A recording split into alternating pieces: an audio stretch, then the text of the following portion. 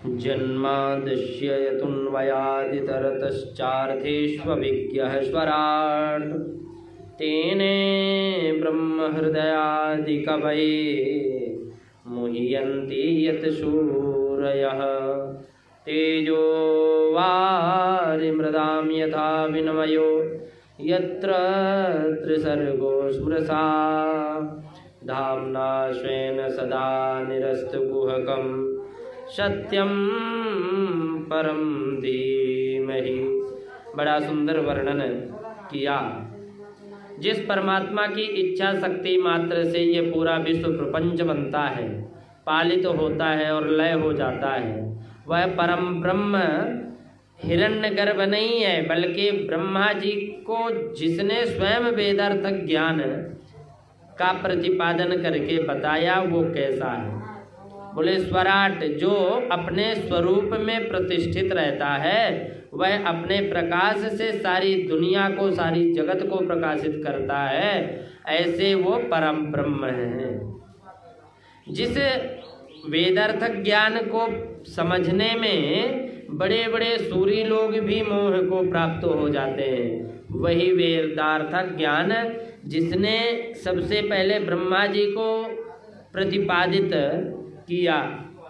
जैसे तेजोमय सूर्य रश्मियों में कभी कभी जल की भ्रांति हो जाती है, जल में भ्रांति होती है, जल में भी कभी स्थल का भ्रम हो जाता है। ऐसे ही यह जागृत स्वप्न सुसुप्ता रूपा जो सृष्टि है, यह उस परमात्मा की अधिष्ठा सत्ता की वजह से सत्य व्रत प्रतीत होती है। माया और माया के कार्यों से जो सर्वथा परे हैं, सर्वथा अलग हैं, ऐसे परम सत्य की हम वंदना करते हैं। और सत्यम परम धीमहि, उस सत्य के हम सत्य की वंदना करते हैं। सत्य की बात क्यों कही? भागवत में सबसे पहले, मध्य में और अंत में भी यही सत्य प्रतिपादित है।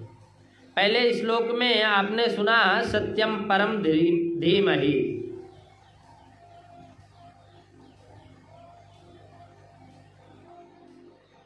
और भागवत का मध्य आता है, उसमें भी सत्यम व्रतम सत्यम परम, तो मध्य में भी सत्य है। और भागवत का जो अंतिम अध्याय है उसमें भी ऐसा ही आता है, कस्मै एन। भागवत के आदि में भी सत्य है, मध्य में भी सत्य है और अंत में भी सत्य। जो त्रिकाल बाधित सत्य है, आदि मध्यांत के मध्यांत, वो केवल प्रभु है। भागवत में पहले सत्य का प्रतिपादन करने का मतलब क्या है? शायद ब्रह्मर्षि वेदव्यास जी ये बताना चाहते हैं कि जीवन में सत्य को अपनाओ।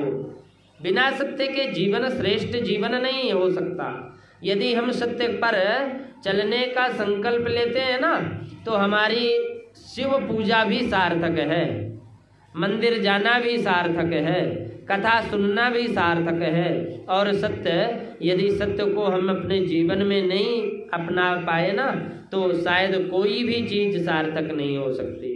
इसलिए वेद व्यास जी महाराज कहते हैं कि सत्य ही नारायण है और नारायण ही सत्य है। राम भी सत्य है, श्री कृष्ण